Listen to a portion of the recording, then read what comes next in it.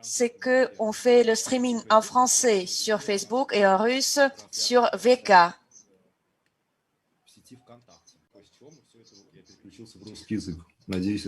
Voilà, j'ai choisi le russe et j'espère que la qualité sera la même malgré ceci.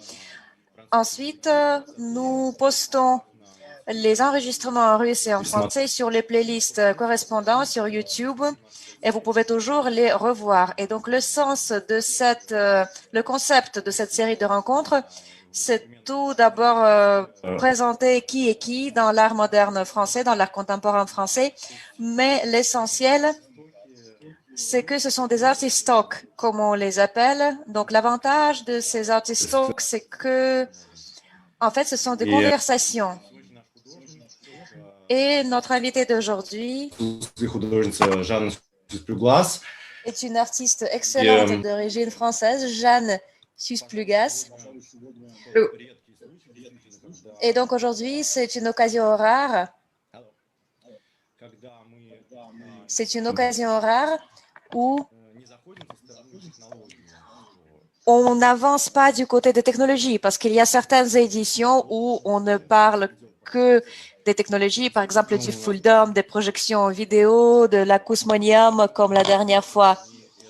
Et donc, il y a des artistes qui sont tout à fait immergés dans les technologies. Ils se sentent tout à fait à l'aise dans les technologies parce que ce sont leurs outils grâce auxquels leur art est possible. Mais dans le cas de Jeanne, ce n'est pas tout à fait comme ça parce que son intérêt principal, c'est l'intérêt envers la vie quotidienne, comme elle dit elle-même. L'intérêt envers les attitudes des gens et envers les restrictions, les limitations auxquelles nous sommes exposés, surtout aujourd'hui. Et Curse of Knowledge, c'est aussi de ceci que l'on parle. Bien sûr, cette dernière année pour Jeanne a été vraiment quelque chose qui est très proche à ses sujets préférés, je dirais. Et aujourd'hui, nous avons le directeur de l'Institut français et le consul général de France,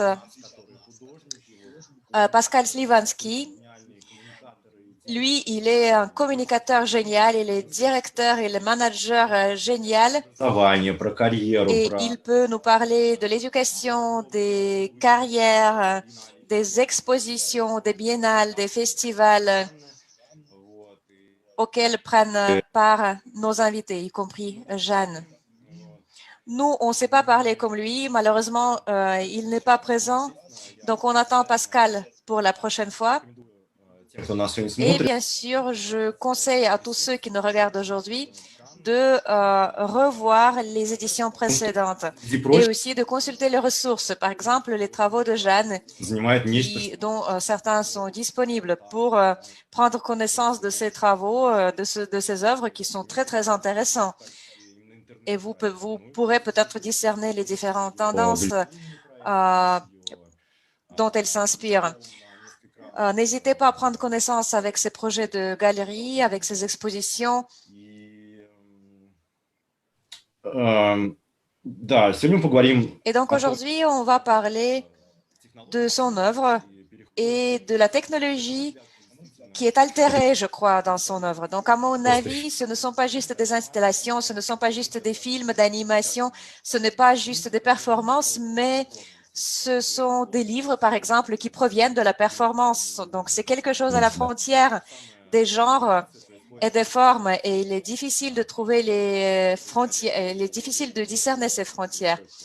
Et il y a aussi l'animation qui est combinée au VR. Ces derniers temps, elle devient également passionnée par les projets de réalité virtuelle. On va en parler plus tard. Et maintenant, c'est André qui va dire quelques mots. Bonsoir, chers amis de ma péninsule ensoleillée. J'ai l'honneur de vous saluer. Je représente la galerie Zdis Natagan qui est ici à Taganka et je vous envoie mes meilleurs vœux. Prenez soin de vous, protégez votre santé puisque le thème, le sujet de notre conversation aujourd'hui, c'est la santé humaine et la dépendance de cette santé humaine des substances médicales, puisque le personnage principal des œuvres de Jeanne, à mon avis, c'est bien sûr le personnage très populaire parmi nous qui prend différentes couleurs et qui prend différentes formes. Et ce personnage s'appelle la pilule. Et donc, avant de partir en ligne, j'ai pris 2 comprimés de vitamine C, puisque je savais quel genre de rencontre ça serait. Et donc, c'est le comprimé, c'est la petite tablette, la petite pilule qui devient le personnage philosophique principal qui englobe l'ensemble des œuvres de notre invité d'aujourd'hui. De mon côté, le sponsor du programme est le café au citron. Jeanne, nous avons fait notre introduction. Maintenant, la reine est à vous, la scène est à vous. Alors, s'il vous plaît.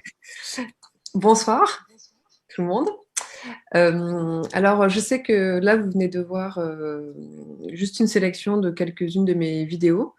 Je n'ai pas montré des choses très récentes parce que je trouvais ça intéressant de survoler comme ça à peu près 20 ans de travail.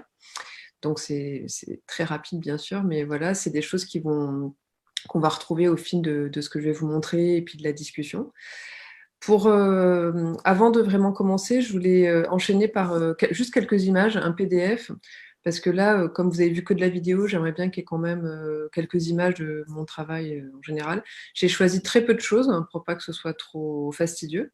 Donc peut-être qu'on peut lancer le PDF. Alors l'idée, c'était de pas forcément vous commenter chaque installation, sculpture, dessin. Bien sûr, vous pourrez poser des questions plus tard et aussi on reviendra sur beaucoup de choses. Donc je laisse juste le PDF.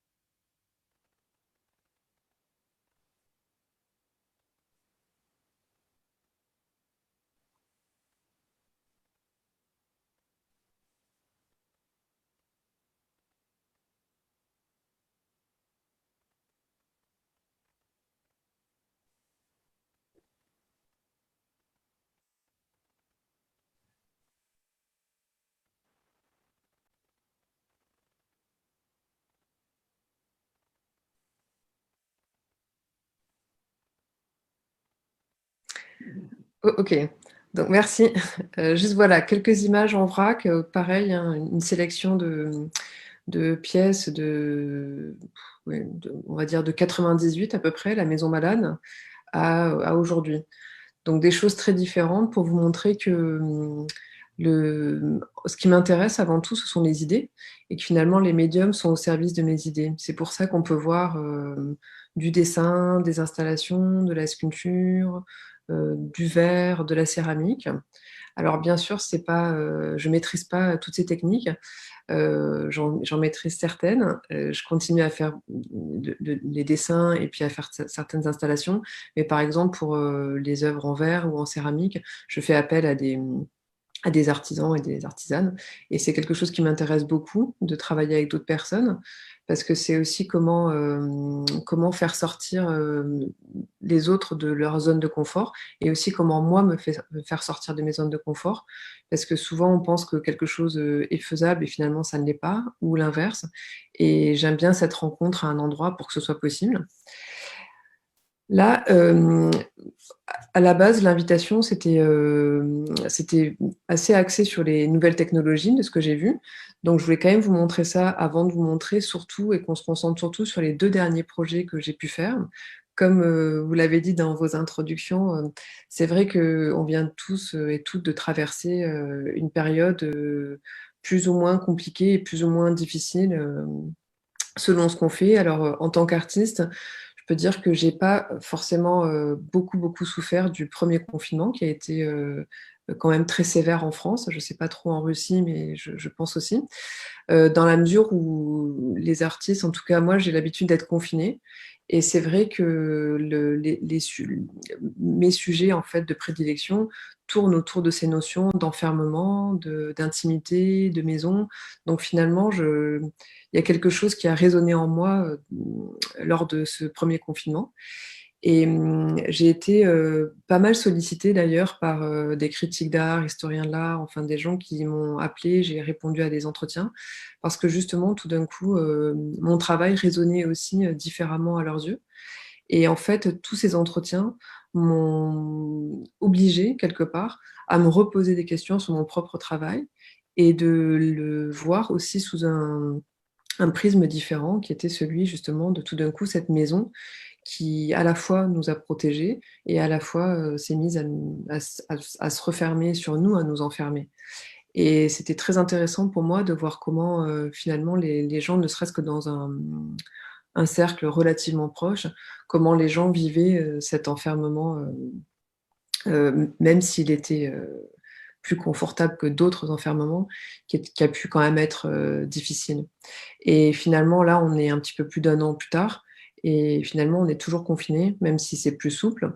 En France, en tout cas, pour l'instant, parce que je vois à l'écran qu'il y a des gens dans la salle. Nous, en France, pour l'instant, on n'a toujours pas réouvert ni cinéma, ni théâtre. Et c'est une situation vraiment très dramatique. Donc voilà. Je ne sais pas si vous voulez déjà poser des questions ou si on enchaîne sur la petite présentation que j'ai du nouveau projet. On enchaîne? Ok. Ah, tu veux poser une question?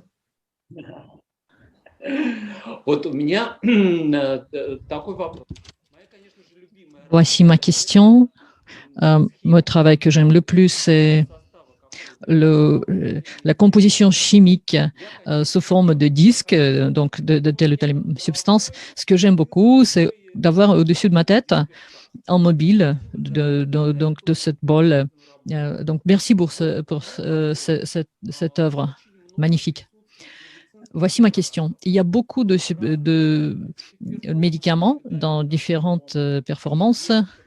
Et il y a une fille qui, par exemple, dans le bain avec les pilules colorées. Il y a des maisons faites comme emballage pour les médicaments. Et donc, cette famille de médicaments, c'est comme une communauté mythique. Et cette communauté mythique, est-ce qu'elle a aussi les genres, les sexes, je veux dire, des pilules pour les hommes, les pilules hommes ou les pilules femmes? Est-ce qu'il y a cette morphologie? Est-ce qu'ils peuvent en fait s'accoupler et se multiplier dans tel ou tel paquet? Alors, c'est marrant parce que c'est une question que j'ai envie de développer justement parce que je me questionne pas mal sur les questions de genre. Et il y a un moment, mais dans les années 2000, j'ai fait une série de photos où justement je passais beaucoup de temps aux États-Unis et notamment à New York. Je passais à peu près 3 mois par an. Et en fait, j'avais remarqué que certains packaging étaient genrés. Et ça, c'était quelque chose que j'ai trouvé vraiment très bizarre parce que j'avais jamais remarqué en France. Par exemple, sur les comptoirs, mais même pour acheter juste un paquet de chewing-gum, il y avait des petits présentoirs. Et en fait, il y avait des pilules dans des petits sachets roses, d'autres dans des petits sachets bleus et d'autres dans des petits sachets jaunes. Et je me suis dit, c'est marrant parce que c'est vraiment ce truc garçon-fille que je déteste, hein, rose-bleu, et puis quand même ce jaune qui semblait être le neutre. Bon, nous, en France, on n'a pas de... On commence à peine à envisager qu'un jour, on acceptera qu'il y ait le genre neutre, ce qui serait déjà une belle avancée. Mais c'est vrai que quand j'ai commencé cette série, j'ai fait quelques autres travaux là-dessus, mais je ne suis pas allée très loin et je l'avais un petit peu mise de côté. Et là, depuis quelques temps, je me rends compte que le genre est en train de se réinviter en fait dans mon travail. Et notamment, je m'en suis rendu compte dans l'expérience en réalité virtuelle, où, bon, j'en parlais tout à l'heure, mais où justement, il y a des éléments qui reviennent comme ça. Mais c'est que c'est quelque chose que j'aimerais bien développer parce que je trouve ça toujours étrange de voir que même à travers le médicament, finalement, par exemple, la France est un pays très patriarcal et finalement, des maladies qui vont toucher plus facilement ou qui vont toucher même que les femmes, on se rend compte que finalement, on les connaît moins bien que des maladies qui touchent les hommes. Et du coup, au début, j'ai pensé que c'était un petit peu un délire, peut-être un peu trop poussé du féminisme. Donc, je me suis vraiment documentée là-dessus. Et en fait, non, il y a vraiment des statistiques qui montrent que certaines maladies, comme ça touche que les femmes, on s'y est pas intéressé. Et que comme finalement, il y a plus de chercheurs hommes, même si j'aime pas cette binarité homme-femme, mais on va dire en tout cas qui ont été assignés comme hommes, c'est encore eux qui ont le pouvoir dans les laboratoires, même à l'université, etc. Même si c'est en train de changer un petit peu, et ben finalement, c'est assez facile de prouver que c'est vrai, quoi. Et ça touche pas que la France, hein, bien sûr, ça touche le monde entier, quoi. Moi, je peux parler un petit peu plus de la France, que je connais un petit peu mieux. Mais du coup, c'est quelque chose que, voilà, en ce moment, je suis en train d'essayer de voir comment parler de ça. C'est-à-dire, les médicaments ont une composition chimique qui, en fait, sous-entend ce genre, femme, homme ou neutre. Et par cela, la morphologie, vous, en tant qu'artiste, la morphologie que vous êtes en train de développer, elle se construit à base aussi d'un genre féminin ou masculin dans votre mythologie, si ça concerne les médicaments. Ou est-ce que, pour le moment, les histoires que vous êtes en train de créer ne sont pas soumises à cette séparation homme ou femme, parce qu'ils sont là, en fait, mélangés? Alors j'espère, parce que dans l'idéal, je préfère, même si je suis une artiste femme, j'espère que je ne fais pas un travail féminin. Mais de fait, je pense qu'il y a quand même des choses qui font que ça rentre quand même dans mon travail. Je pense que c'est très difficile d'être complètement neutre par rapport à tout ça.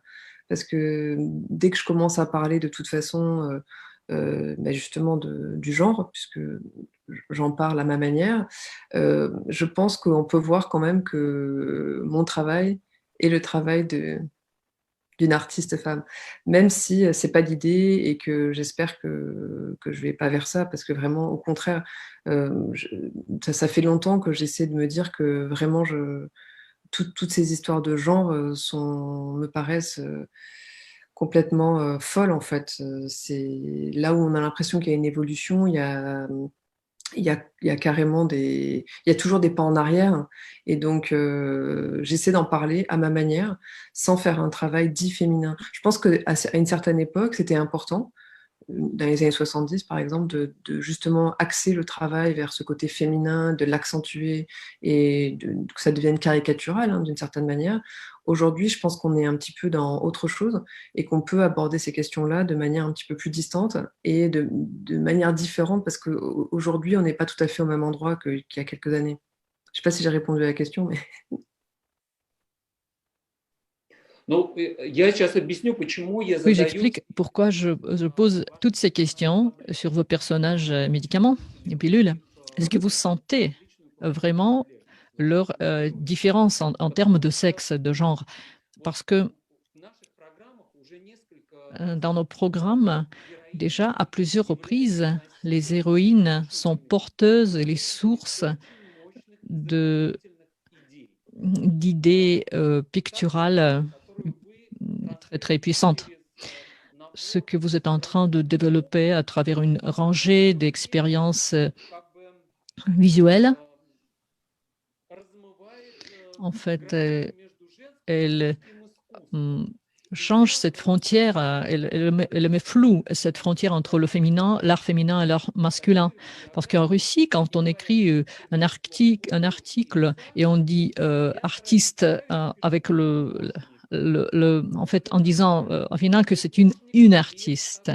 Et moi, je change toujours cette appartenance au genre, parce qu'en russe, c'est déjà la partie du mot artiste, artistka ou artiste, parce que en fait, ça diminue en fait la fonction de ce terme d'artiste. Et moi, je dis artiste au masculin en fait, parce que pour moi, c'est comme un neutre. Donc, pour moi, c'est le respect vis-à-vis de l'auteur de cette œuvre, parce que par là, je dis que ce n'est pas vraiment le masculin ou le féminin qui est important de celui qui crée quelque chose, mais ce dont il parle ou elle parle.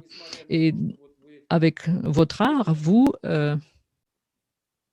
nous savons que vous êtes femme et vous créez un mythe sur vos héroïnes qui sont dans telle ou telle situation. Et c'est différent comme si ça avait été fait par l'homme artiste, par un artiste homme. Donc, ce qui m'intéresse, c'est quand est-ce que cette limite, cette frontière disparaît entre l'artiste homme ou l'artiste femme, parce que la disparition de cette séparation dans la perception du public, parce qu'il ne pense pas à l'artiste si c'était l'homme ou femme. Donc, quand est-ce que quand cet accent disparaît, cela permet à l'œuvre d'être encore plus sonore. Est-ce que vous avez eu déjà des situations quand vous, avec votre énergie, avec votre volonté, avez détruit cette appartenance au genre que vous êtes femme, cette appartenance primaire, que comme ça, vous aurez dit par exemple que ça, c'est beaucoup plus fort que les discussions entre l'homme et la femme. Et cette pensée, elle change la civilisation de toute notre planète. Et donc, elle parle de tout. Elle change. Parce que les personnages qui sont médicaments, ils sont ceux que nous, en fait, équilibrent. Parce que Viagra, par exemple, c'est pour les hommes, pour certaines fonctions de l'homme. Il y a des médicaments pour les seins, ça c'est pour les femmes. Mais tout le reste, c'est en fait, c'est unifié pour ces médicaments. Est-ce que vous avez senti que vos œuvres détruisent ce déséquilibre social? Alors, il y a beaucoup de choses. Alors, oui, il y a beaucoup de choses, c'est vrai. Déjà, je voudrais répondre sur le début, le fait de mettre un artiste ou une artiste. Pour moi, c'est une vraie question parce que moi, ce que j'aimerais, c'est qu'il y ait un genre neutre, justement. Je déteste devoir dire un ou une. Seulement, je pourrais pas mettre un artiste parce que ce serait, pour moi, c'est comme dire je veux être un artiste parce que je veux me hisser au niveau des hommes. Et j'ai pas besoin de me hisser au niveau des hommes. Je suis une artiste et j'assume que je suis une artiste. Et le fait il y a beaucoup de gens encore en France qui veulent pas féminiser une artiste ou ils veulent dire un écrivain. Et c'est un grand débat toujours. Moi, je pense que dans la mesure où on nous offre pas la possibilité d'avoir un genre neutre, moi, j'appartiens en tout cas, je préfère quand même être une artiste parce que pour moi, ce serait comme nier quelque chose et ce serait encore dévaloriser quelque part les femmes.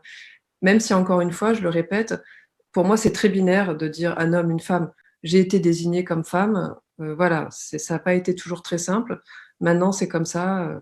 Mais par exemple, j'aime pas tellement être invitée dans des expositions d'artistes femmes, mais je comprends que pour certains historiens de l'art et curateurs, c'est quelque chose encore aujourd'hui de militant. C'est dire, voilà, les artistes femmes, elles existent et on leur donne cette visibilité. Personnellement, j'aime pas ça. Je préfère être invitée dans des expositions dans lesquelles il y a des femmes. C'est pour ça que j'ai tendance quand même à plutôt vouloir une sorte de parité pour essayer d'éliminer ce problème. Bon, ça c'est une chose, mais ce serait un long débat. Ensuite, sur mon travail, je pense pas que quand j'ai commencé, je me sois dit je veux pas faire un travail féminin. J'ai commencé à faire des choses et petit à petit, je me suis posé des questions. C'est vrai qu'on m'a toujours renvoyé au fait que quelque part, mon travail n'est pas féminin. Il est plutôt neutre, si je puis dire. Ce que j'ai remarqué, c'est que quand je fais des grandes installations, quelque part, on va plutôt l'associer à quelque chose de masculin. Et quand je fais des petits dessins, on va un petit peu me rabaisser à un travail plus de femmes, d'artistes femmes. Je l'ai remarqué et c'est pas toujours dit de manière aussi frontale, mais c'est quand même quelque chose que je sens. Et ensuite, par rapport aux médicaments, justement, j'ai fait des choses. Là, je vous ai montré tout à l'heure le comprimé en cristal. C'est un comprimé de Lexomil. Et le Lexomil, c'est un anxiolytique, donc c'est un médicament pour se calmer qui va aussi aider à l'endormissement, voilà. Et il se trouve que c'est un médicament qui est très connu en France, qui est beaucoup consommé et qui est très identifiable par sa forme, parce qu'il est long comme ça et il est en 4 petites parties, oui, 4 parties sécables. Donc, c'est comme une petite baguette de pain. On l'appelle parfois la baguette. Et c'est vrai que le Lexomil, on va tout de suite l'associer plutôt aux femmes. Et j'ai fait une autre sculpture, j'aurais dû vous montrer, justement de Viagra. J'ai fait ça quand j'étais en résidence en Thaïlande. Donc, j'ai fait un Viagra géant en bois qui faisait plutôt référence au tourisme sexuel qui est malheureusement très présent en Thaïlande, mais aussi du trafic de faux médicaments qui est partout dans le monde. Et je me souviens, il y a des collectionneurs belges qui ont acheté les 2 sculptures. Et lui, il a dit, et ça a fait beaucoup rire la galerie, mais moi, ça m'a fait rire parce qu'il est drôle, ce collectionneur, mais sur le fond, ça m'a pas trop fait rire. Il a dit, je m'achète le Viagra et j'achète le Lexomil à ma femme. Alors, comme il est très drôle, ce collectionneur, bon, ça nous a fait rire.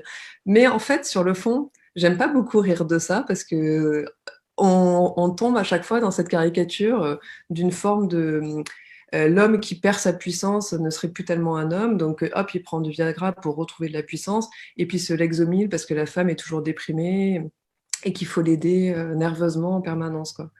Donc, c'était quelque chose qui m'avait fait réfléchir, mais lui, il l'a résumé d'une manière très brutale, si je puis dire. Et je trouve que ça résume beaucoup aussi tout un discours qui est aussi en filigrane dans mon travail.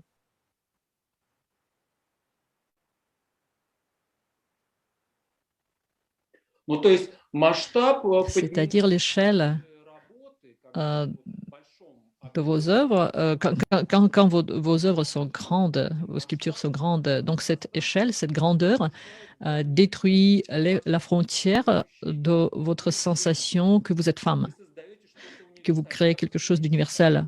Parce que je suis en train de chercher, je veux trouver vraiment cette recette. Quand quelqu'un, un artiste, réalise un certain projet, qu'est-ce qui lui permet de se mettre en dessus de l'œuvre féminin ou masculin? Donc, pour sentir cette vaste idée, je peux ajouter aussi quelque chose. C'est la musique électroacoustique. Oui, ça c'est vraiment, c'est comme Polak, c'est comme de Koonin, c'est oui, électroacoustique parce il n'y a pas de genre, il n'y a pas d'âge, il n'y a pas de race, il n'y a pas de chance. Vraiment, le concept de l'acousmatique, alcosmonium, acousma, tu es vraiment couvert de tout ça. Il n'y a pas cette appartenance à un certain genre. C'est caché, tu peux essayer de réfléchir, mais en fait, c'est totalement couvert. Oui, c'est une bonne précision. Peut-être pour la plupart de nos spectateurs, ça sera vraiment un chemin où ils pourront expérimenter. Ce sont les formes abstraites de l'art. Donc, si parmi notre audience, il y a des questions, ou peut-être on pourra encore regarder ce qu'il y a encore d'étonnant chez notre héroïne. Mais par rapport à la monumentalité, juste pour revenir là-dessus, moi, je pense pas que j'avais conscience de ça, pareil, quand j'ai commencé, parce que j'avais tout de suite vu une installation assez monumentale avec la Maison Malade, qui était une installation, donc on l'a vu au début, enfin, on en a vu une version au début du PDF, mais en fait, c'est une salle en principe, comme une salle capitonnée, avec un sol qui est couvert de boîtes de médicaments, les murs et le plafond. Et bon, ça faisait référence à ma famille qui est très scientifique, des chercheurs en pharmacie, etc. Donc, c'était partir de mon histoire personnelle pour arriver à une histoire sociale. Et ça, je l'ai tout de suite vu en grand. Mais après, je m'étais pas posé de questions quand j'étais toute jeune artiste. En plus, j'ai pas fait d'école d'art, donc j'avais pas toutes ces notions. Et tant mieux, je pense que ça m'a quand même protégée aussi.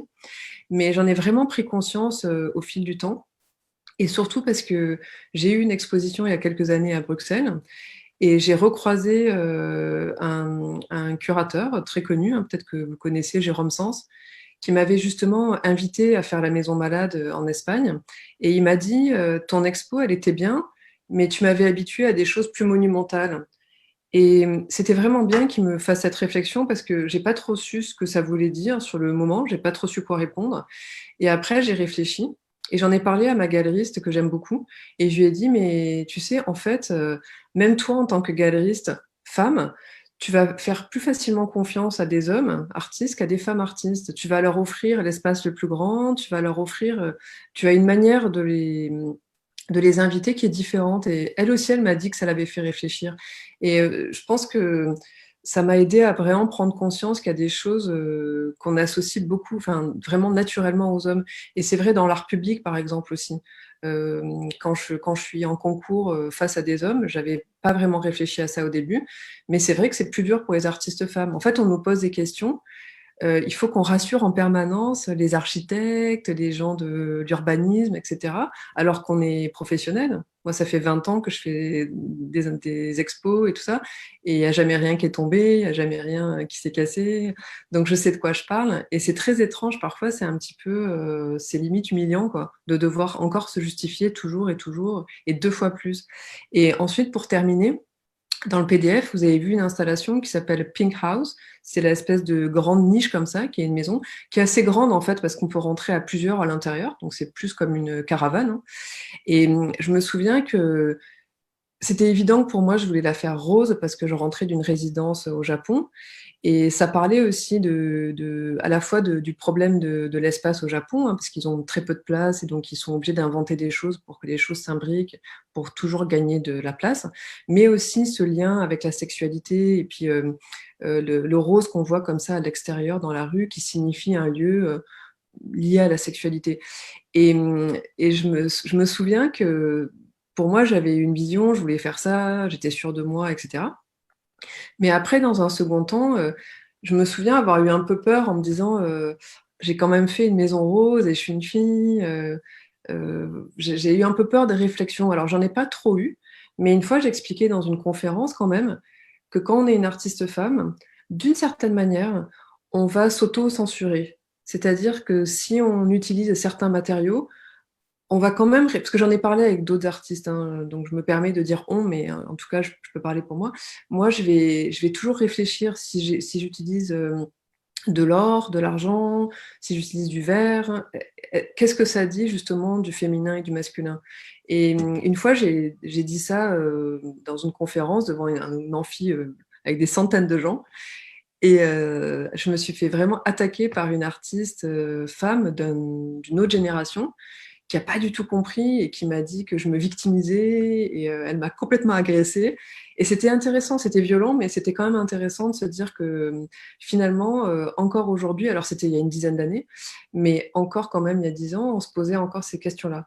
Et il y avait un jeune garçon dans la salle qui était venu avec ses parents, il avait peut-être 12 ou 13 ans, et il a dit ah mais les filles, il faut y aller, il faut pas avoir peur. Si vous voulez faire des sculptures roses, eh ben, vous faites des sculptures roses.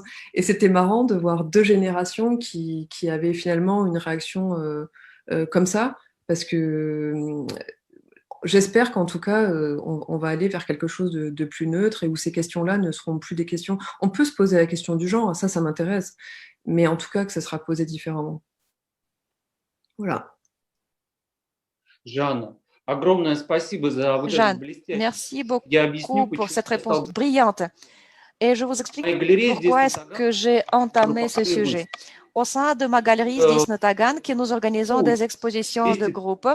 Et dans ces expositions, il y a 200 ou 300 artistes qui y participent et qui exposent entre 500 et 1000 œuvres. 75% de nos participants sont des jeunes filles, des jeunes femmes, des fillettes, des enfants de ces femmes artistes. Et un des problèmes qui se posent, c'est qu'elles manquent du courage. Elles n'ont pas assez de courage. Et si elles nous écoutent en ce moment, je suis vraiment heureux de vous entendre parler de cela. Allez les filles, allez avancer, faites-le, vous en êtes capables. Chères femmes artistes, ne pensez plus à ce délire. Vous êtes artiste, point final. Ne pensez pas à la dominance de sexe à l'intérieur de cette profession des artistes.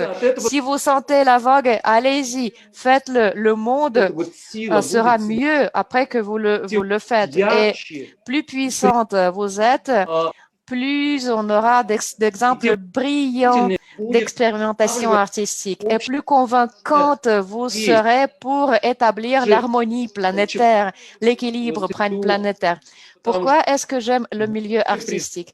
Parce que dans ce milieu, il y a plus d'atmosphère d'égalité, plus cette ambiance de compréhension mutuelle. Et donc, l'expérience artistique prime sur le sexe, sur le genre. C'est à cause de votre expérience que l'on vous respecte. C'est ensuite que l'on pense, c'est qui l'a fait, une femme ou un homme? Et quand je vois ces jeunes filles, ces jeunes femmes, quand je vois cette peur, ce manque de courage, quand elles viennent comme pour justifier quelque chose, comme pour prouver quelque chose. Alors, ne perdez pas le temps de vous justifier, de vous excuser. Allez-y, créez, prenez du plaisir dans votre art, puisque l'art, c'est un espace fantastique où chacun des participants doit avoir une satisfaction maximum.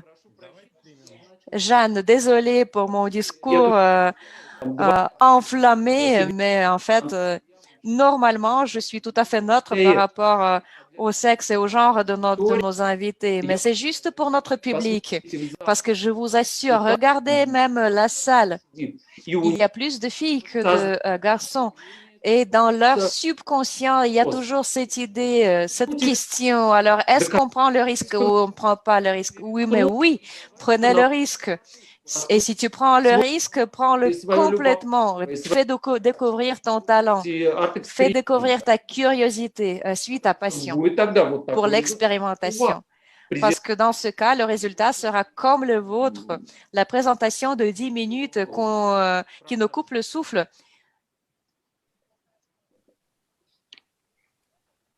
Давайте возьмем вопрос из зала, пожалуйста. Est-ce qu'on peut prendre une question provenant de la salle? Oui, bien sûr. Добрый вечер. Я хотел говорить про... Je voudrais parler du motif, du sujet principal de vos œuvres. Ces fameuses pilules, ces fameux comprimés. Je crois que d'une part, dans le monde actuel, les comprimés ont aidé à l'humanité à vaincre plusieurs maladies, les maladies infectieuses, la vérole, etc. D'autre part, il y a des comprimés qui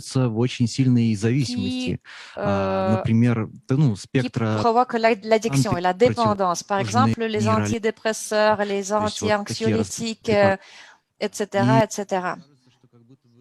Et parfois, il nous semble que dans l'avenir proche, l'humanité ne sera pas capable de fonctionner sans ces comprimés, sans ces médicaments, qu'on ne pourra plus interagir avec l'environnement sans les prendre.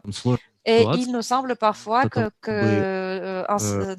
dans certains moments, quand les situations sont compliquées, donc au lieu de travailler sur soi-même, on préfère juste le petit comprimé qui fera tout ce travail au lieu de vous.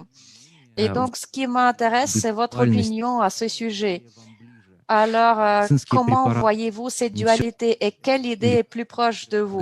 Que les médicaments aident l'humanité ou que les médicaments provoquent la dépendance qui finira par détruire l'humanité? Merci. Merci. Alors, en fait, moi, je suis pas médecin, je suis pas pharmacienne, donc j'ai beaucoup de distance par rapport à tout ça. Je viens d'une famille de chercheurs en pharmacie, d'universitaires, et dans mon travail, j'essaie toujours d'être à la limite dans tout ce que je fais, j'essaie d'être sur cette espèce de fil qui peut basculer d'un côté ou de l'autre. Donc, justement, le médicament, à la base, il est quand même là pour nous aider, hein. C'est comme une petite béquille qui nous aide à avancer dans la vie. pour des choses plus ou moins graves, mais il y a ce basculement qui peut opérer à un certain moment et on peut basculer justement vers une addiction ou même, au-delà même des addictions, il peut y avoir des surdosages, il peut y avoir juste un médicament qu'on va prendre qui ne sera pas le bon et qui va ce qui va empirer la situation, etc. J'essaie de toujours me placer en tant que témoin de ce qui se passe autour de moi, mais de pas trop donner d'avis ni personnel, ni un avis trop marqué, parce que c'est pas ça qui m'intéresse. Ce qui m'intéresse plus, c'est que chacun et chacune puisse voir dans mon travail des choses qui les questionnent en fait.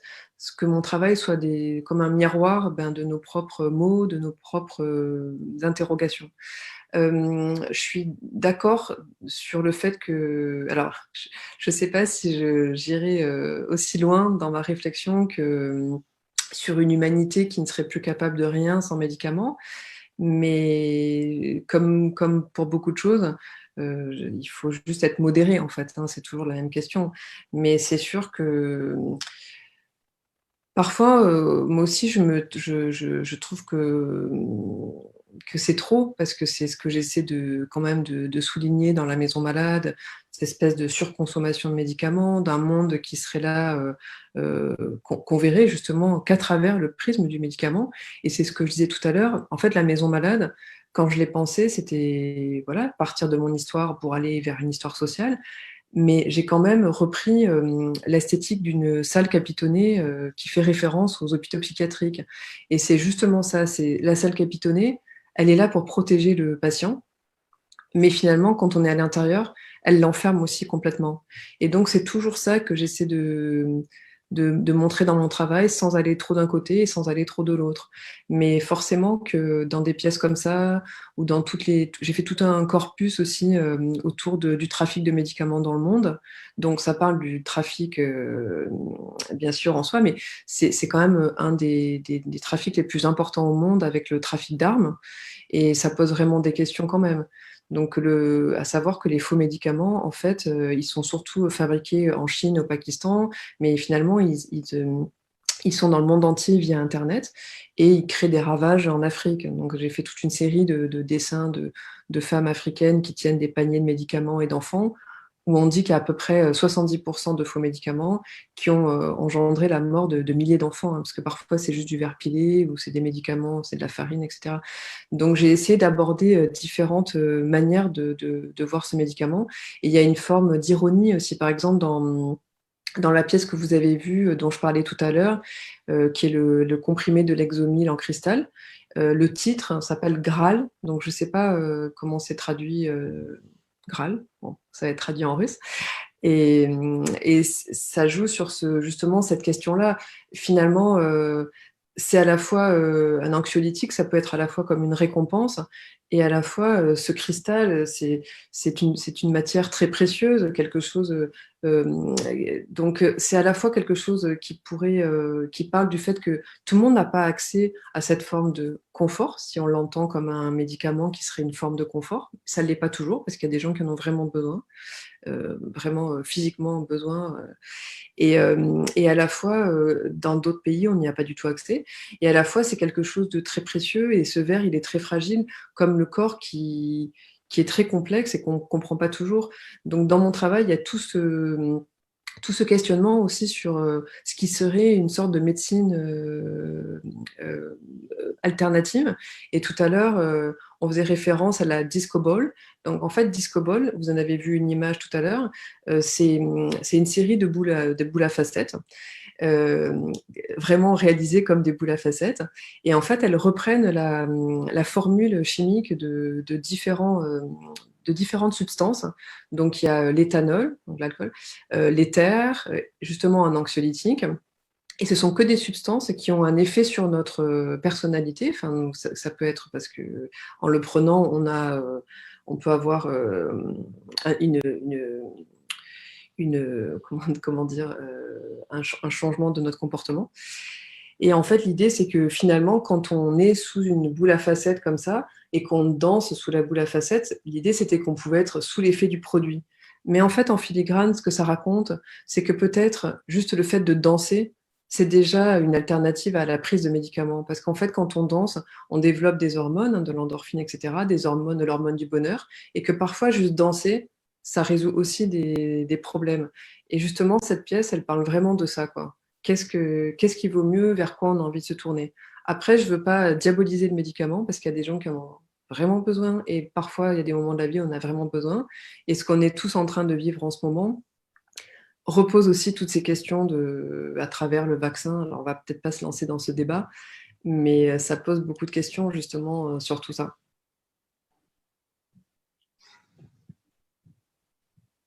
Ну да, я думаю, что, конечно, здесь мы говорим. Oui, c'est vrai. Et je crois que aucun de nous n'est médecin et on ne peut pas dire ce qui est bon, ce qui est mauvais. On ne peut pas donner des recommandations, des anti-recommandations. Ce qu'on fait, c'est juste d'animer un dialogue, un méta-dialogue. Donc, on parle de la manière de parler, on réfléchit à la manière de réfléchir sur les médicaments. Alors, Jeanne, on voudrait quand même avoir l'occasion de voir vos œuvres. Est-ce qu'on voit maintenant, regarde votre site ou autre chose? Oui.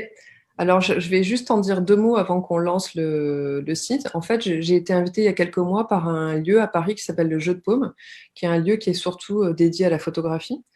Et ils ont depuis 2006 une galerie virtuelle. Et ils ont, alors là, on a l'impression que en ce moment, c'est plutôt pas mal par rapport à ce qu'on vit, mais c'est vraiment une réflexion qu'ils ont depuis 2006 sur un autre rapport à l'art, quoi. Et donc, ils m'ont demandé il y a quelques mois si ça m'intéresserait de réfléchir à un projet autour du confinement. Et en fait, c'était idéal parce que j'avais commencé à collecter des témoignages voilà, de gens plus ou moins autour de moi. Et en fait, je vais vous laisser regarder. Après, je vais vous expliquer le processus de ce projet.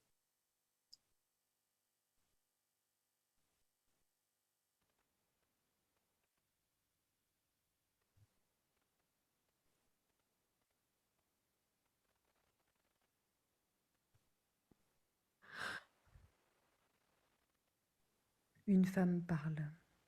Mes parents, non. D'emblée, c'est non. Eux, non. Elle est trop belle, la maison, et ton nouveau mec, on le connaît pas. Même pas, donc non. Simone et André me jettent. Tu te confines où tu veux avec vos 4 mômes, mais pas à la villa, faut risquer d'abîmer. Ok, ils habitent dans un palais. La villa, c'est une salle de bain pour 2 chambres, mais c'est non. Donc avec mon copain, on trouve autre chose, tant pis. Les parents de mon copain, c'est tout de suite oui. Sauf que leur maison est moche. Je dis moche, ce n'est pas si moche, mais c'est pas la villa. De toute façon, à la fin du confinement, on aime tellement la région qu'on décide d'acheter là-bas, en Normandie. Et donc on visite. Et la première maison qui nous fait de l'œil, elle appartient à qui, tu crois? Vas-y, devine. Elle est à Simone et Michel. Ils n'ont pas la même gueule que mes parents, mais ils ont les mêmes prénoms. Je panique parce que je fais des constellations familiales avec une chamane actuellement. Donc c'est le genre de message où je ne sais plus comment installer les Playmobil après. Et ensuite, je n'arrête pas d'avoir des trucs avec les maisons. Peut-être parce que la chamane m'a dit que j'avais des fantômes partout dans le karma. Pendant la séance, j'ai vu ma grand-mère pendant 1 heure. Bon, après je vais à Avignon, dans ma maison d'enfance, et mon mec me dit, il y a une dame sur le lit. Et c'était mon arrière-grand-mère. Alors on a libéré l'arrière-grand-mère à coups de sauge et autres. Après ça, j'étais épuisée. Mais encore après, je me suis sentie tellement libérée pour ma famille qui porte trop de choses du côté des femmes. Pendant le confinement, j'ai aussi fait un cours d'orgasme en ligne. C'était génial. Un site irlandais de libération des meufs. On était 80 nanas. C'est juste fou. On a parlé du yoni, l'organe génital de l'hindouisme, enfin dans l'hindouisme. Maintenant, je sais qu'il faut arrêter de faire pipi comme des bourrines et laisser couler le pipi. Si j'avais su, j'aurais fait pipi comme ça beaucoup plus tôt. C'est moins dru, mais c'est ce que le corps recherche. Sinon, avec mon mec, c'est super. Le confinement nous a confortés dans nos choix et les enfants ont vécu 1000 choses qui ont soudé entre eux une relation forte. Et toi?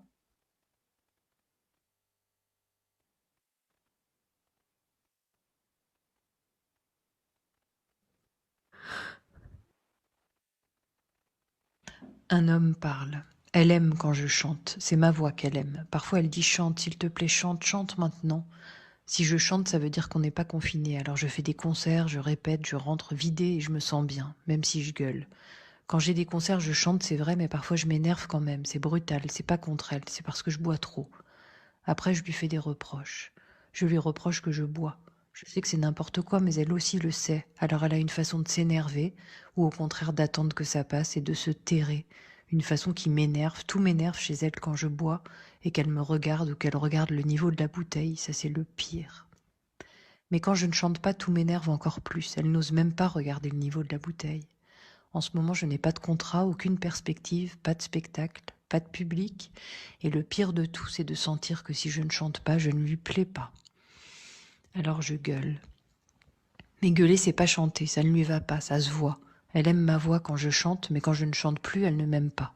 Je veux bien chanter pour lui faire croire qu'elle m'aime encore, mais c'est moi qui ne l'aime pas quand elle déchante.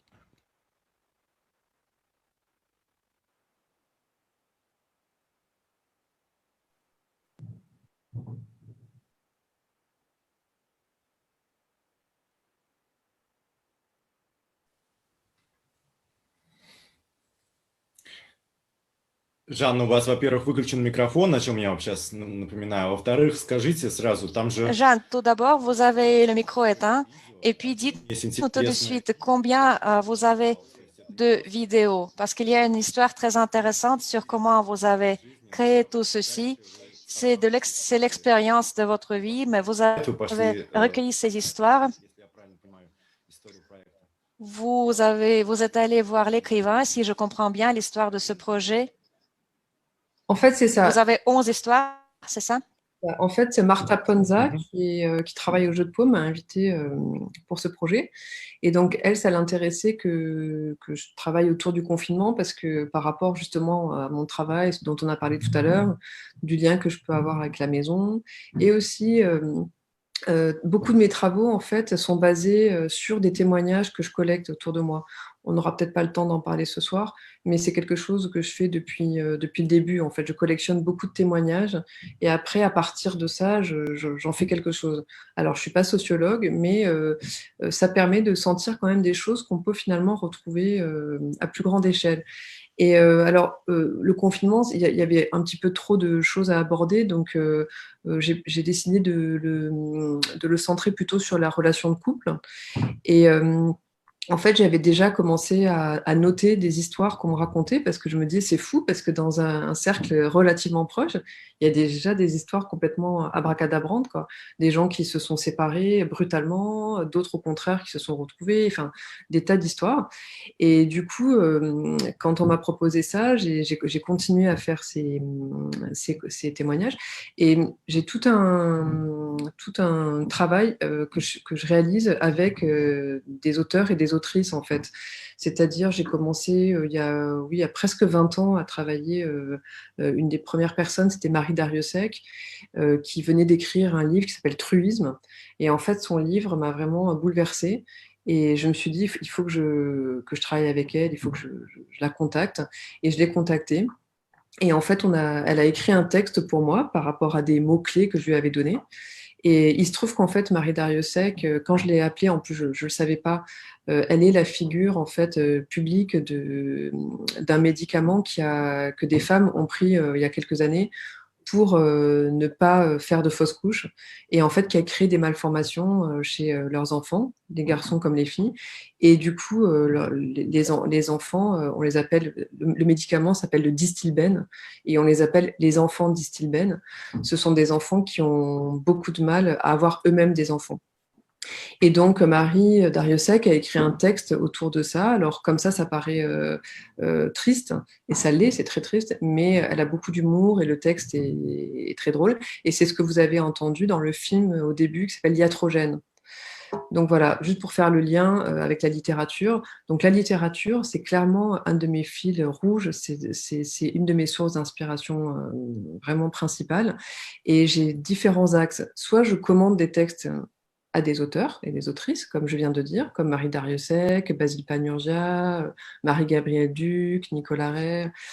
Et ensuite, il y a tout un pan qui est plutôt de l'ordre de la collecte. C'est-à-dire que ça fait à peu près 25 ans, un peu moins de 25 ans peut-être, que je prends des notes en fait quand je lis.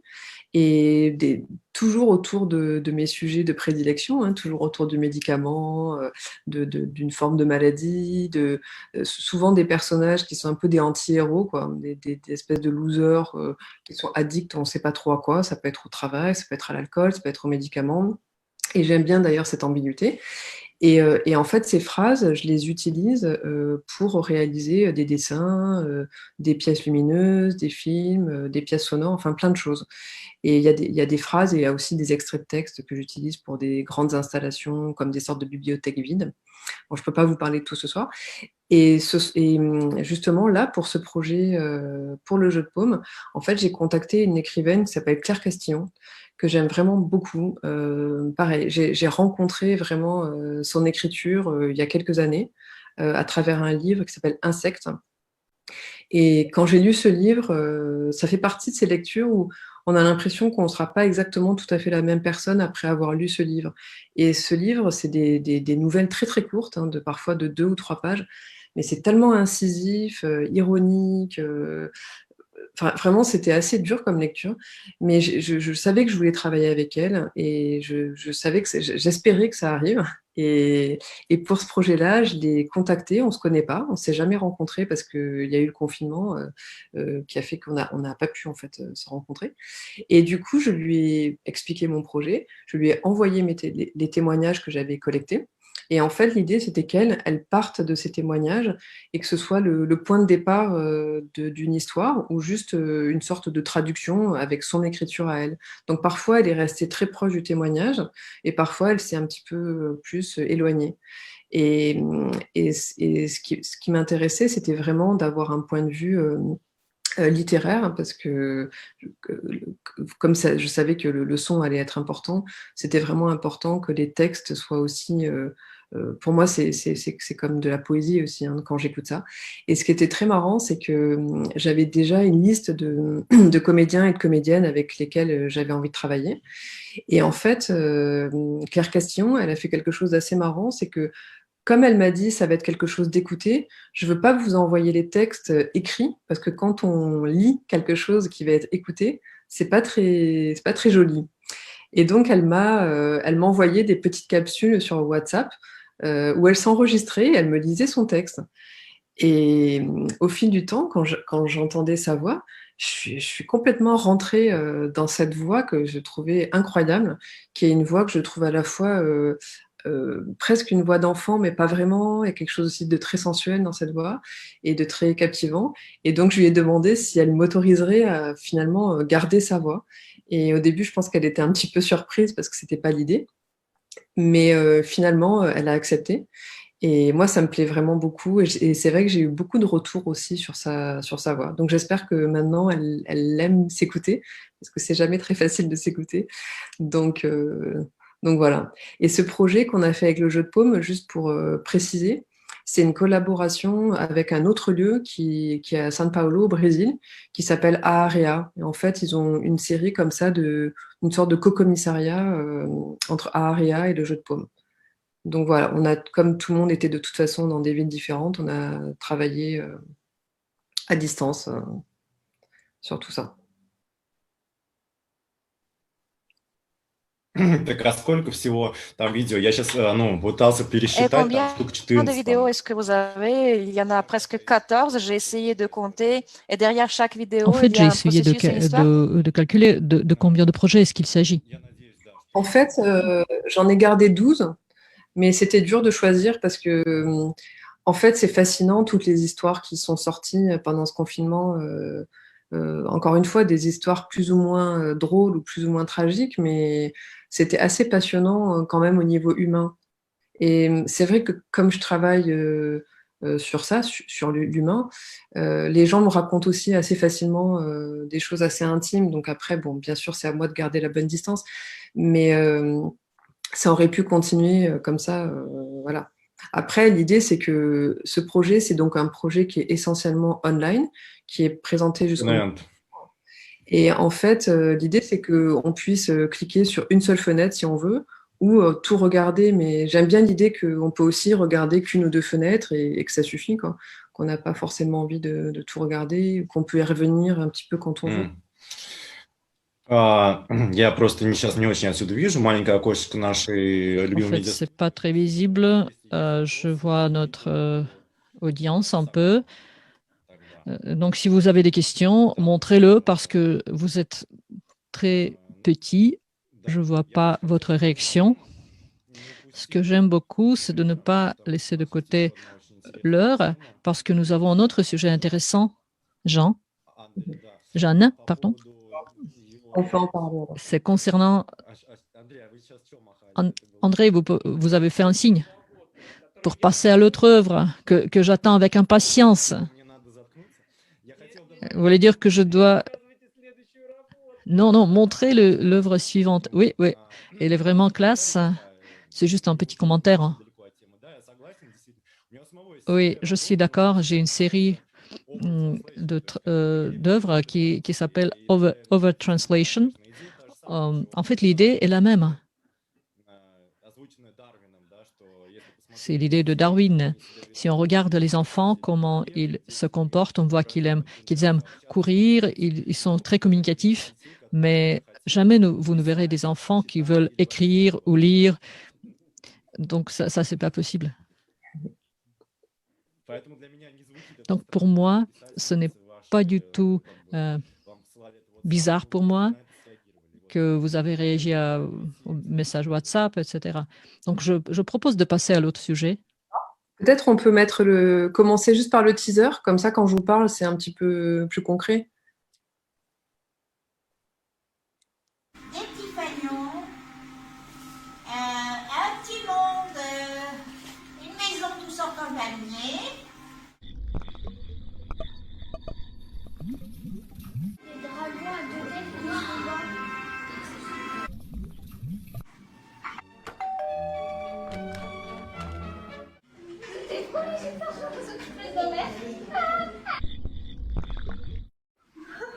je crois que c'est un frigo là. Non, c'est une caméra de surveillance. J'ai senti quelque chose, j'ai l'impression. Ça, c'est mon cerveau qui me joue des tours. C'est super.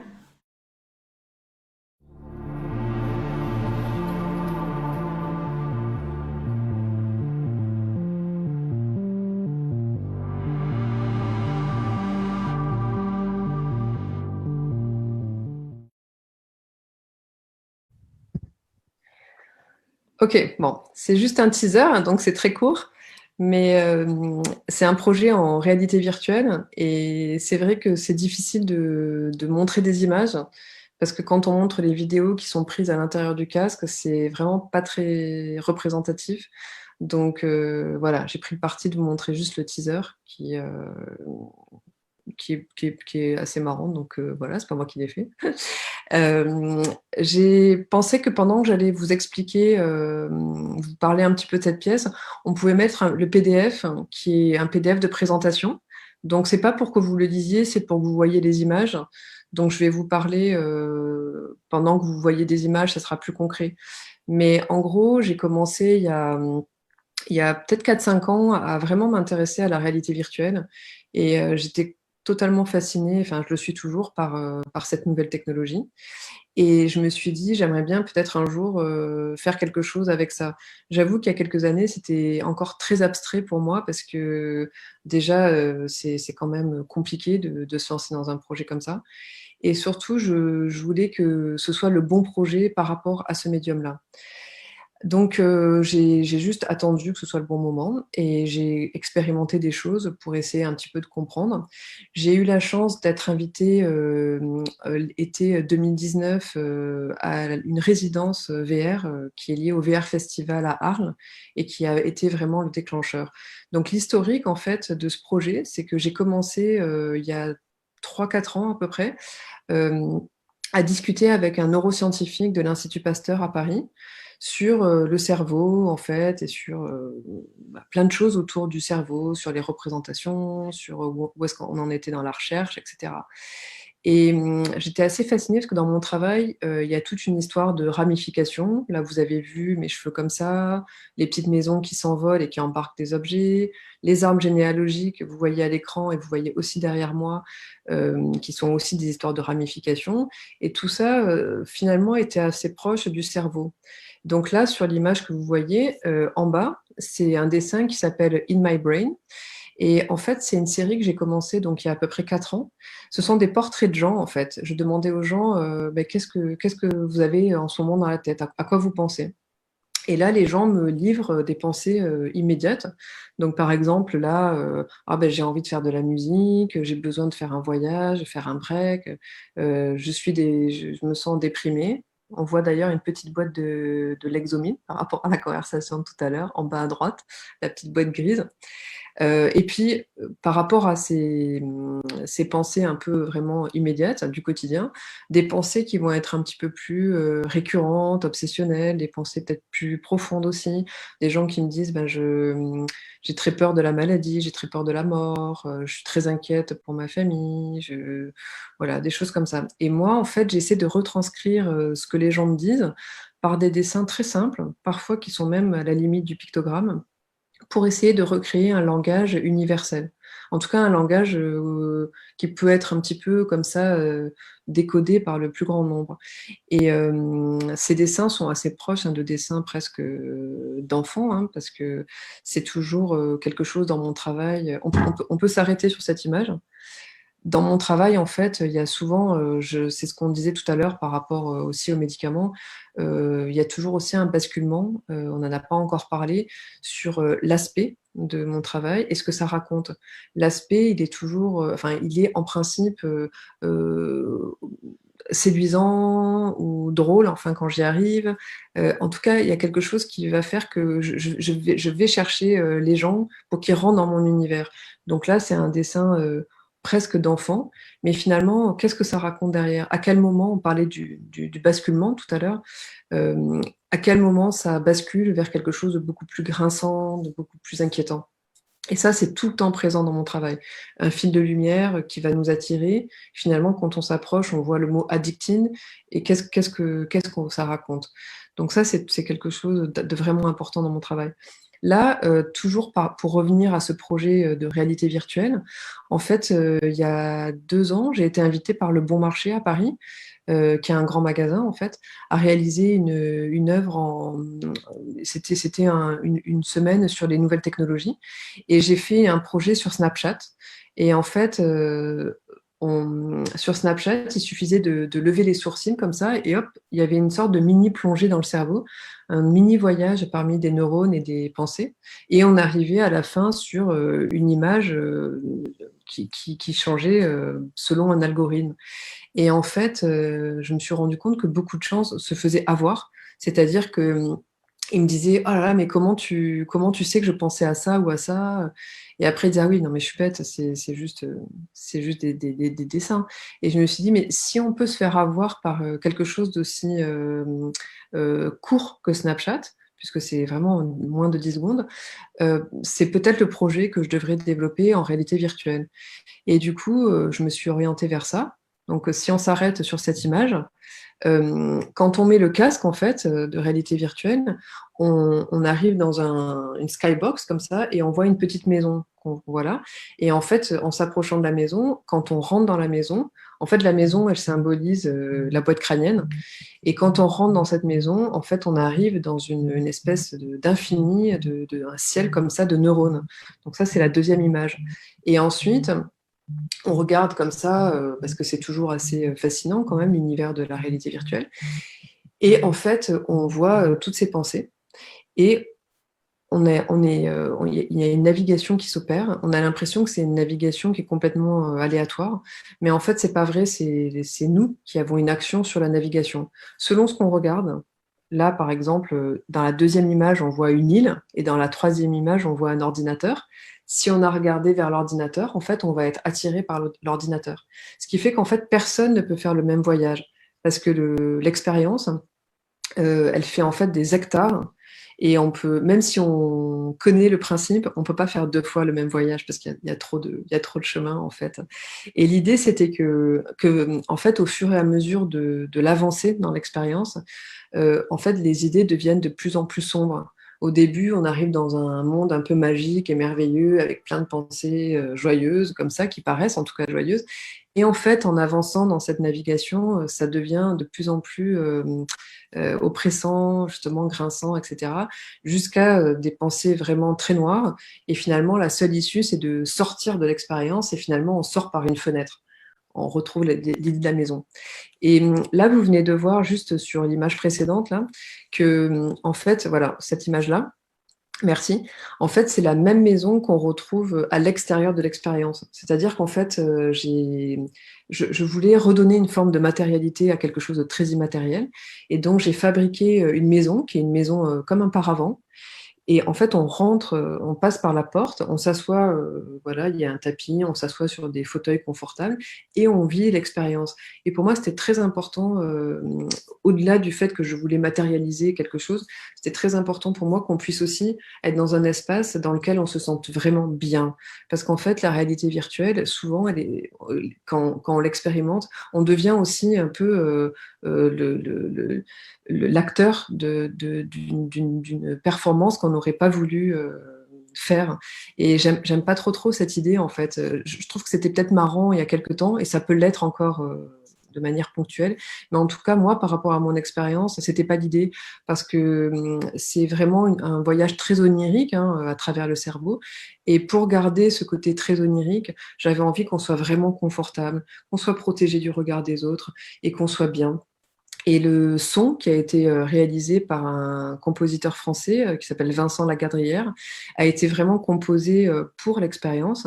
Et chaque pensée dite active, c'est-à-dire les pensées qui vous font avancer, qui ont une action sur la navigation, chaque pensée a un son bien spécifique.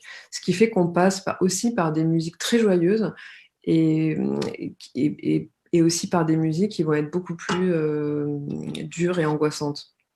Donc, bon, je suis allée un petit peu vite pour qu'on ait le temps d'avoir quelques questions. Là, ça va. Hop, ça, c'est tous les partenaires qui nous ont aidés à financer, parce que c'est vrai qu'on peut en dire 2 mots, mais c'est pas évident de se lancer dans un projet comme ça, parce que moi, j'ai plutôt l'habitude j'essaie d'être le plus autonome possible par rapport à mon travail, par rapport aux productions. Et là, tout d'un coup, il faut constituer une équipe, aller chercher de l'argent, et c'est une autre dynamique. Et il y a des aspects qui m'ont intéressée, d'autres qui m'ont moins intéressée. Et c'est vrai que c'était un petit peu étrange de se dire qu'on dépend finalement de financements extérieurs et qu'on ne peut pas avancer si on n'a pas les financements. Donc voilà, j'ai aimé ce projet et travaillé dessus, et je pense que j'en ferai d'autres. Mais là, j'avais besoin d'un sas et revenir au dessin et être tranquille sur ma table de travail sans penser à tout cet aspect financier qui est quand même un petit peu lourd.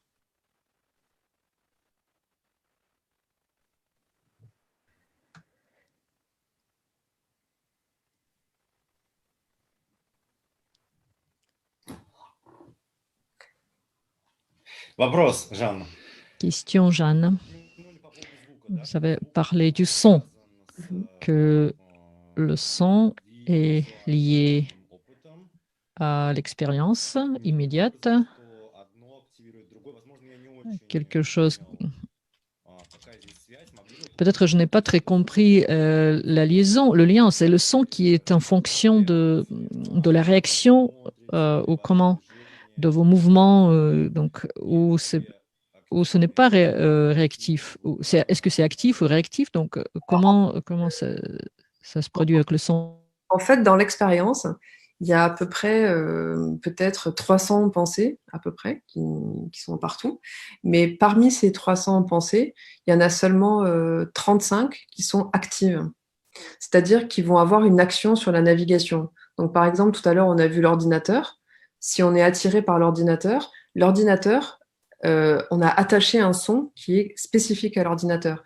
Donc, en fait, il y a le son de l'ordinateur qui se déclenche. Ensuite, par exemple, il y a un réveil, par exemple, et dès qu'on commence à enclencher la navigation vers le réveil, il y a le son du réveil qui commence.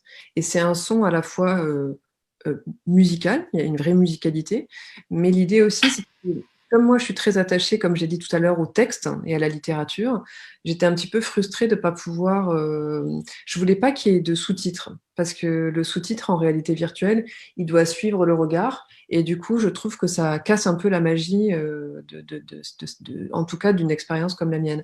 Et du coup, j'ai parlé avec le compositeur et je lui ai demandé s'il pouvait introduire du texte dans ses sons, mais qui soient des textes un petit peu compréhensibles de tout le monde. C'est-à-dire qu'il y a il y a de la radio, il y a de la télévision, il y a des petites citations. Du coup, tout le monde peut se raccrocher à quelque chose quand même. Et en plus, c'était une manière d'ancrer aussi le projet vraiment dans une réelle contemporanéité. On entend Trump qui parle à un moment donné, on entend les infos sur le Covid. Donc, moi, ça m'intéressait voilà, que ce soit vraiment ancré dans le présent, quoi.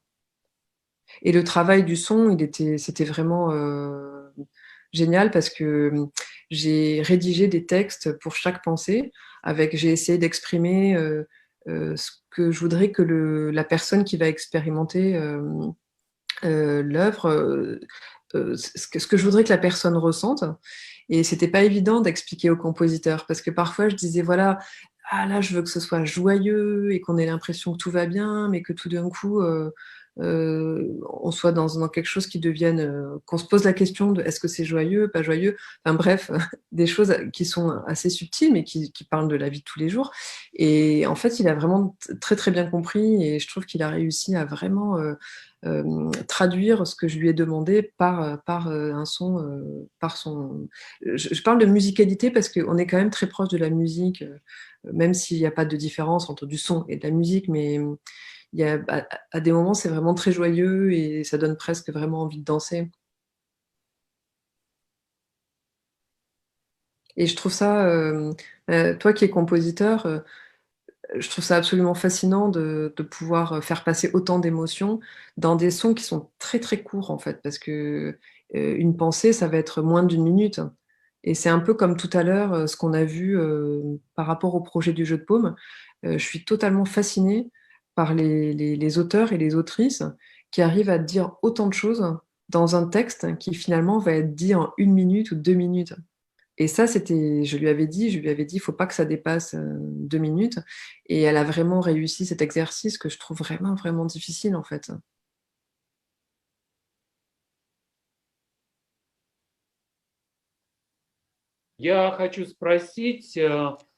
Je voulais vous poser la question. Est-ce que je traduis bien le nom de ce projet? Est-ce que je dormirai quand je mourrai? Est-ce que c'est la traduction correcte ou bien est-ce que je rêverai quand je mourrai? Alors, quelle est la traduction correcte? Ça serait je dormirai quand je serai morte.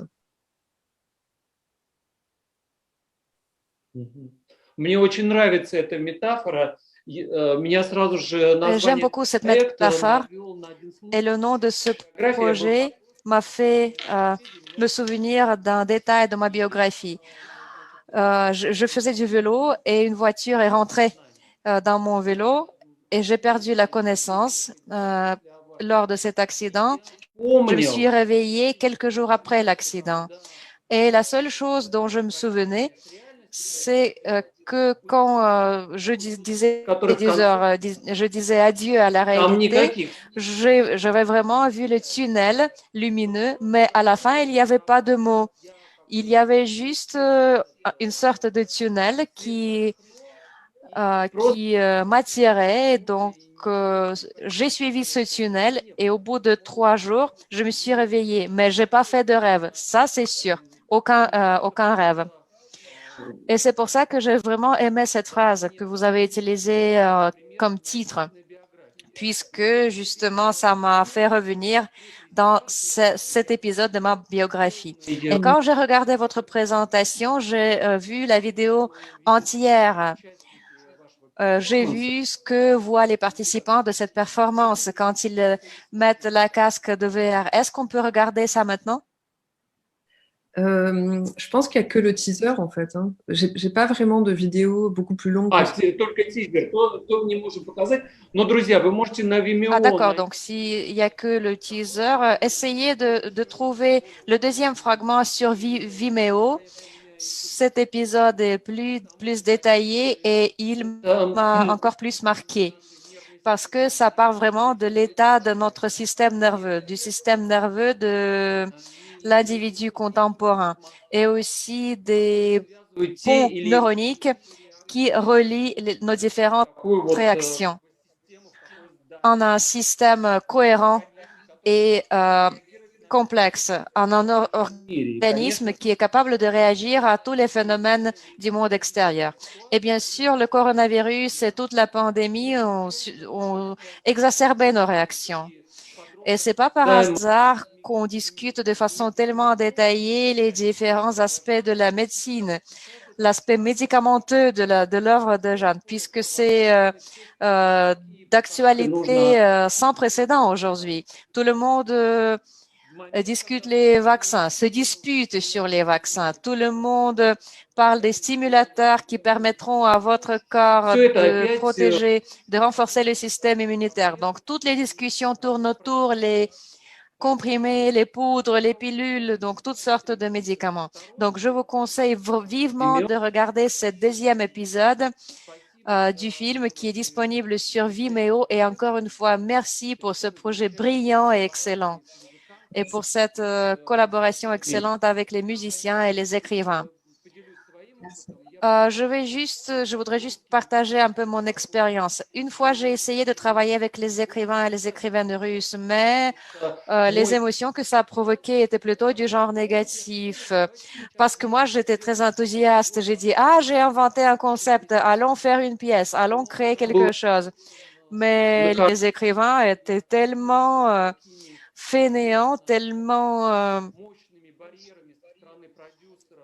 disons, restreints et limités. Donc, j'ai vraiment rencontré une sorte de résistance de la part des curateurs, des écrivains, de la part des producteurs.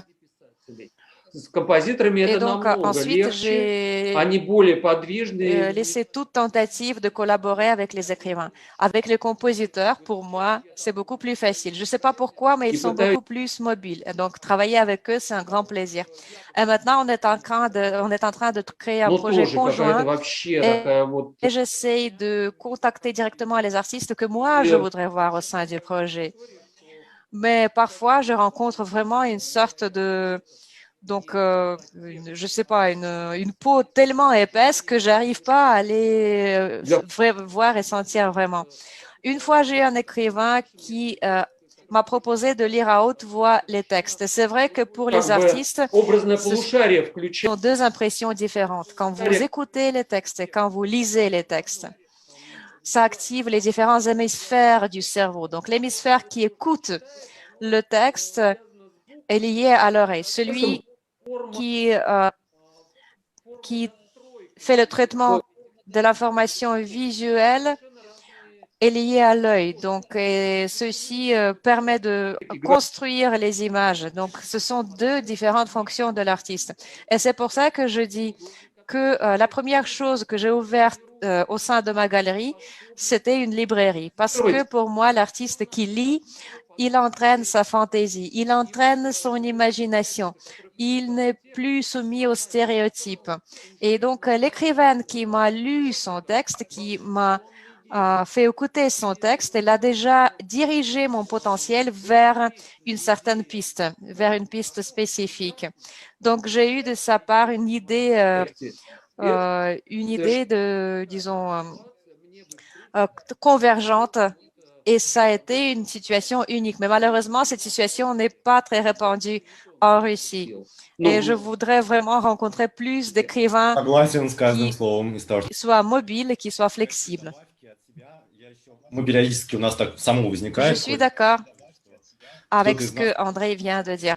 Je peux compléter en disant que parfois, on commence le Curse of Knowledge en disant « et le sujet d'aujourd'hui, et le sujet de ce soir », parce que parfois, on invite des philosophes, parfois, on invite des expressionnistes. Mais ce soir, à part ce dont on a déjà parlé, les médicaments et les métamédicaments, ce qui m'a vraiment marqué, c'était comment dire, c'était une poupée gigogne, comme on dit en russe.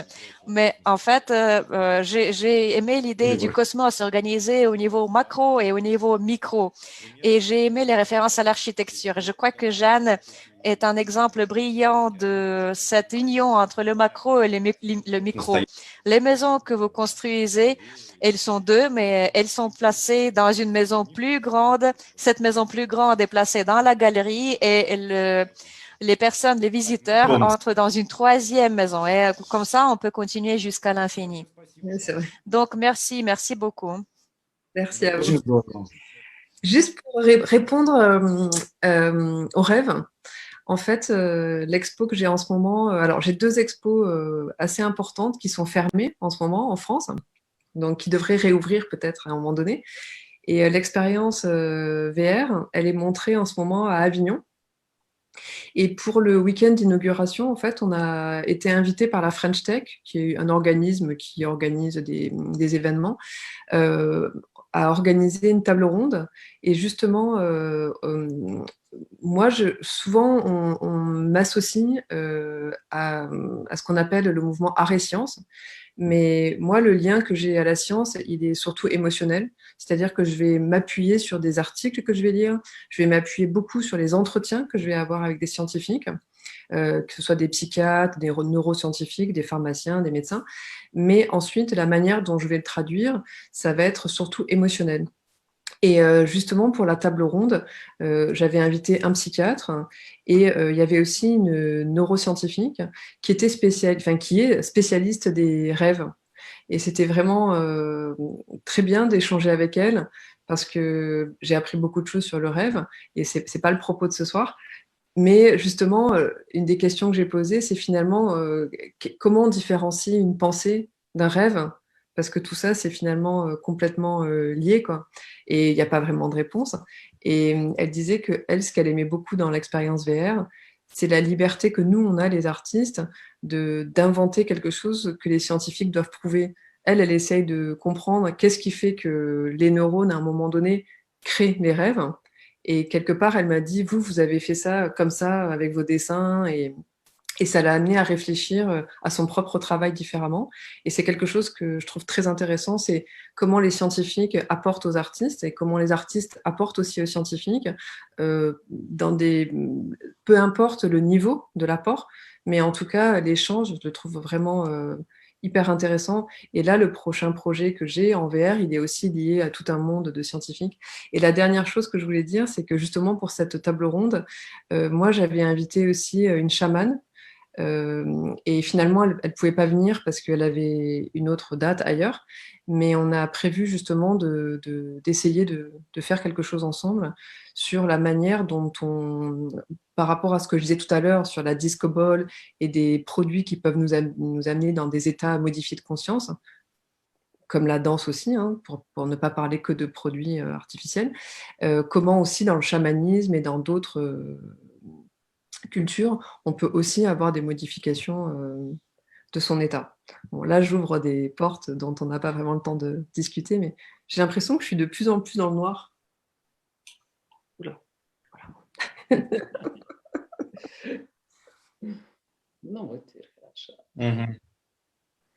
Super. Hein.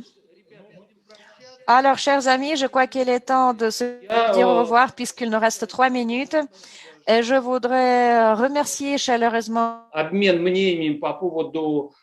Jeanne pour la discussion qu'on vient d'avoir, pour cet échange d'opinions concernant les différents genres dans l'œuvre des artistes.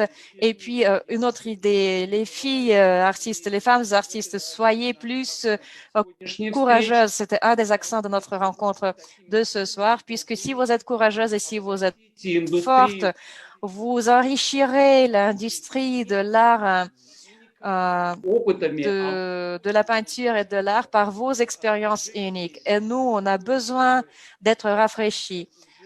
Il faut que cet univers soit rafraîchi puisqu'il est trop figé. Et on veut que les femmes inspirent, que les femmes apportent le nouvel arôme de l'avenir, du futur. Ça peut partir de vos problèmes, de vos expériences intimes et privées, mais ceci peut engendrer un nouveau saut en avant, ou un nouveau bond en avant. Parce que, en fait, Anton, les femmes sont toujours en faveur de la création, de la paix, de la compréhension mutuelle. Et quoi qu'elles fassent, elles le déclarent toujours. Et moi, en tant qu'artiste, en tant que curateur de ma galerie, je les soutiens dans ces initiatives et dans leur tendance optimiste. Voilà, c'est un message de ma part.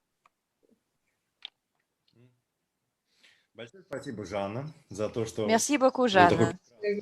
Merci beaucoup. Merci pour cette discussion très, très intéressante et fascinante.